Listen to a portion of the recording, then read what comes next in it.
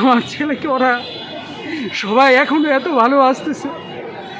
আমার ছেলে নিশ্চয়ই একটা ভালো ছেলে ছিল, আমার ছেলে একটা রত্ন ছিল, কিন্তু রত্নকে আমি রাখতে পারলাম না। 17 বছর লালন পালন করার পরে আমার সন্তান আমার বুক থেকে চিরবিদায় নিল।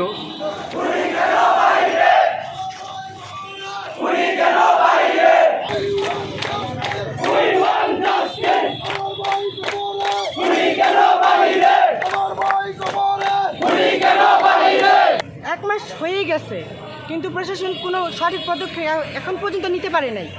তাহলে প্রশাসন কি করছে? এটা তো প্রশাসনের ব্যর্থতা। গত কিছুদিন আগে অঙ্কনকে কে স্কুলের পিছনে কে বা কারা জানি ওইখানে ওকে চাকু দিয়ে ছুরি দিয়ে আঘাত করে তার ক্ষতবিক্ষত করে তাকে ফেলে রেখেছিল। আমি প্রশাসনের নিকট ওগুলো আবেদন জানাচ্ছি যে তারা দ্রুত এই বিষয়ে বিচার আওতায় আনার চেষ্টা করুক।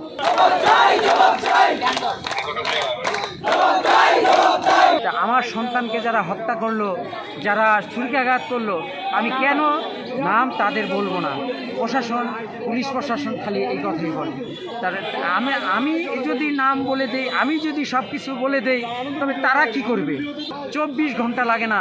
আমাদের মুন্সিগঞ্জ শহর একটা ছোট্ট জায়গা, এই মুন্সিগঞ্জ শহরের বাইরের লোকজন এসে এই হত্যাকাণ্ড ঘটায় নাই।